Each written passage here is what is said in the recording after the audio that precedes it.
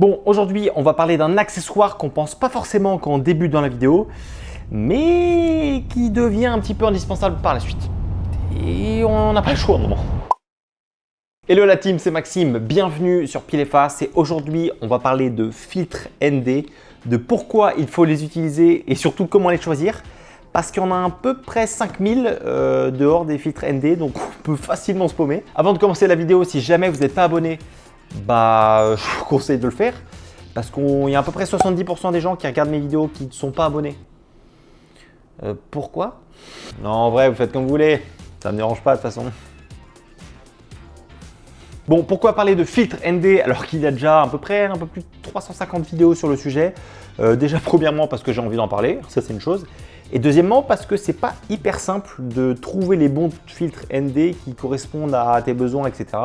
Donc je me suis dit que ça pouvait simplement être sympa de faire une petite vidéo, cosy, on est dans le canapé, tu vois, on est tranquille. Aujourd'hui, c'est tranquille. En plus de ça, je vais vous montrer une petite exclue sur les filtres ND. C'est même pas encore sorti, mais vous allez voir que ça va peut-être révolutionner un peu le game des filtres ND.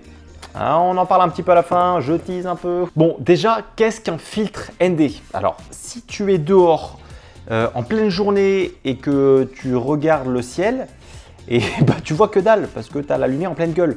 Donc, tu es obligé de mettre des lunettes de soleil.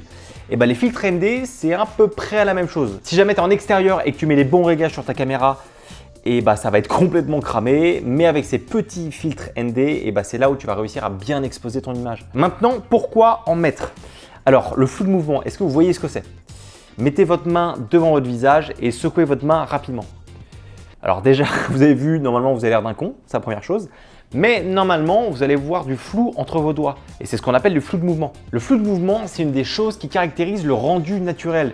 Et en vidéo, on essaye d'avoir du flou de mouvement le plus ressemblant à ce que voient nos yeux. Donc si vous filmez à 25 images par seconde, vous devez mettre votre obturateur à 1/50e pour avoir le bon ratio de flou de mouvement. Parce que si vous filmez à 25 images par seconde et que votre obturateur est à 1/1500e par exemple, l'image va être complètement nette et du coup ça va être un peu saccadé et c'est pas du tout naturel.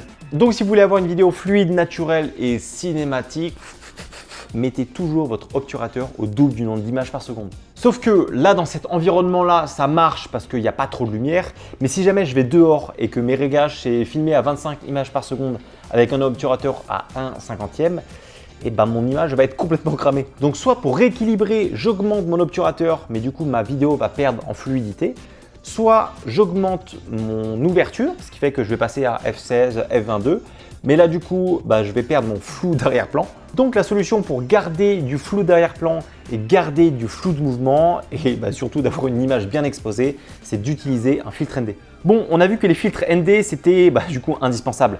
Maintenant, comment les choisir? Parce que si tu regardes les prix, ça varie de quelques dizaines d'euros à quelques centaines. Et sachant que tu peux tomber sur des filtres ND qui sont vraiment bien dégueux et qui vont bien détériorer ton image, tu vois, un truc bien sale. Déjà, il y a deux types de filtres ND, ND fixe et ND variable. ND fixe, comme son nom l'indique, ça va être des filtres à valeur fixe. Donc par exemple ND4, ND8, ND16, 32, 64, etc. Plus vous montez dans ces valeurs, plus le filtre va réduire la lumière et donc vous allez assombrir votre image. Et ensuite, on a les filtres ND variables qui vont vous permettre de changer la valeur en tournant le filtre. La valeur est définie en termes de stop et en général, c'est soit de 2 à 5, soit de 6 à 9. On a aussi des filtres ND qui vont de 2 à 11 stop. Mais on va en parler un peu après de ces filtres-là, parce qu'il y a des trucs à dire. Le problème qu'on a avec les filtres ND à valeur fixe, c'est qu'il faut souvent les changer en fonction des conditions. S'il y a les nuages, s'il fait beau, etc. Là où avec un filtre ND variable, on a juste un seul filtre à mettre sur notre objectif et ensuite en fonction des conditions, on choisit quel stop on a envie de mettre et du coup c'est beaucoup plus pratique et beaucoup plus facile. Le problème qu'on va avoir avec les filtres ND variables, c'est qu'on peut avoir de temps en temps un espèce de petit vignettage dans les angles de notre plan ou alors de temps en temps on va avoir aussi un espèce de gros X en plein milieu. Mais ça, c'est souvent avec les filtres ND un peu cheap. Donc malgré tout, je vous conseille quand même de prendre des filtres ND variables parce que c'est beaucoup plus facile et beaucoup plus pratique.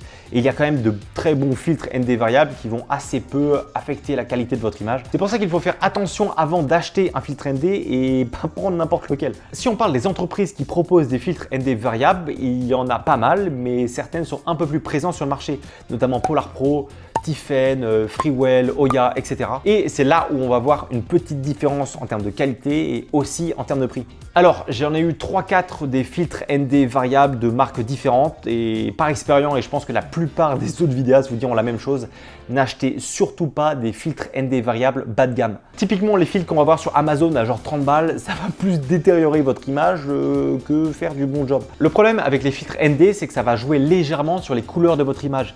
Donc plus vous avez un filtre ND de mauvaise qualité, plus vous aurez une espèce de teinte un peu verdâtre qui est bien dégueu. En plus, les filtres qui proposent genre 10 stops de plage, c'est justement ceux-là qu'il faut éviter parce que ça va vous donner un espèce de gros X en plein milieu et c'est souvent ces filtres-là qui ont un gros vignettage.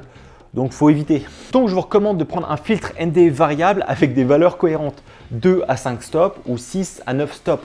Et la plupart des marques reconnues pour leur filtre ND proposent ce type de plage. Ok, donc maintenant, quel filtre ND acheter? Alors c'est un peu classique comme réponse, mais le prix du filtre ND est un peu gage de qualité. Donc évidemment, je vous déconseille fortement d'acheter un filtre entrée de gamme qu'on peut voir sur Amazon à quelques dizaines d'euros. Vous allez perdre en qualité et c'est quand même dommage d'avoir une caméra à plusieurs centaines ou plusieurs milliers d'euros et de mettre un morceau de glace un petit peu dégueu qui va détériorer la qualité de votre image. Donc dans l'idéal, il faudrait avoir deux filtres ND avec un premier de 2 à 5 stops et un deuxième de 6 à 9 stops.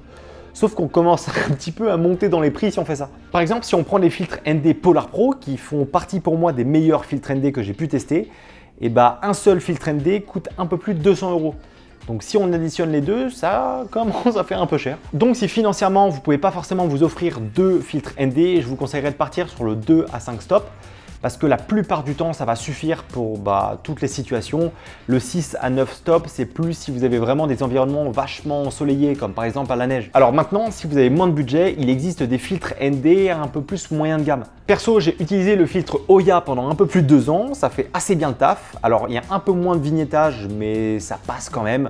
En tout cas, il a très bien fait le taf jusqu'à que je passe au filtre Polar Pro où là j'ai un petit peu vu la différence. Donc si vous avez un peu plus de budget et surtout que vous ne voulez pas dégrader la qualité de votre image, je vous conseillerais de passer à des filtres un peu plus haut de gamme, notamment soit le Tiffen qui marche quand même très bien ou alors le Polar Pro. Tu payes un prix conséquent mais pour le coup il fait quand même très bien le taf, surtout qu'on a quand même assez peu de vignettage et de teinte verdâtre qui ne me plaît pas du tout. Mais le problème c'est que si on veut prendre un filtre ND 2 à 5 et qu'on veut prendre aussi le 6 à 9, on va s'en sortir pour un peu plus de 400 euros et ça commence à faire mal un peu. Et c'est là où je vous parle d'une petite exclue qui m'a été envoyée par la marque Freewell. On appelle ça un filtre ND tout en un. Donc dans ce pack, on a la possibilité d'avoir un filtre ND 2 à 5 stops, un filtre ND 6 à 9 stops, un filtre mist. Donc mist, si vous n'avez pas ce que c'est un petit peu un effet qui permet d'adoucir les hautes lumières et ça donne un look un petit peu dreamy. Et d'ailleurs, ça marche assez bien en ce moment. Et un filtre polarisant pour terminer qui va nous permettre de faire des petites vidéos avec plus de détails dans nos hautes lumières, notamment quand vous filmez soit de l'eau ou soit un ciel. Donc avec un filtre ND, on a 7 possibilités différentes, ce qui est plutôt pas mal sur le papier. Mais concrètement, en termes de qualité, qu'est-ce que ça vaut? Ça fait un peu plus d'1 mois que je le teste et je dois dire que ce petit filtre, il me plaît plutôt pas mal. Déjà parce que j'ai pas trop de problèmes de vignettage ou de teinte verdâtre, mais aussi parce que les filtres sont magnétiques. Donc je peux changer de filtre assez rapidement et si jamais par exemple je veux donner un look dreamy, j'ai juste à enlever le filtre et mettre le filtre mist. Ou alors imaginons le filtre 2 à 5 n'est pas assez puissant, je peux passer du 6 à 9 très rapidement. Bref, ce filtre est hyper versatile et ça me permet de changer hyper rapidement en fonction de la situation et de ce que j'ai envie. Donc ça pour moi c'est un gros plus. Tous ces filtres séparés, je pense qu'on a pour un peu plus de 800 euros et la Freewell propose un prix de lancement à 300 euros. Donc c'est plutôt un bon tarif. Et je vous avoue, depuis que j'ai ces filtres-là, j'utilise plus trop mon filtre Polar Pro parce que j'ai plus de possibilités avec ceux-là.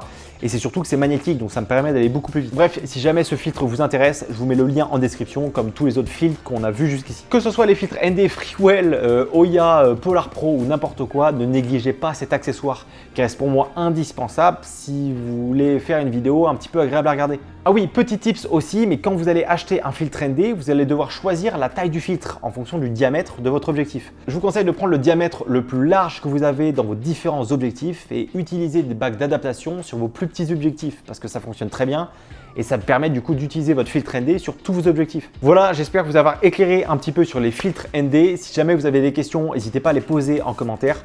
Dans tous les cas, je vous mets tous les liens des produits en description. Si cette vidéo vous a plu, pensez à mettre un petit commentaire, ça me fait toujours plaisir. Et puis je vous dis à la semaine prochaine. La bise! On me voit plus. On me voit un peu, on me voit plus. Si t'as la ref.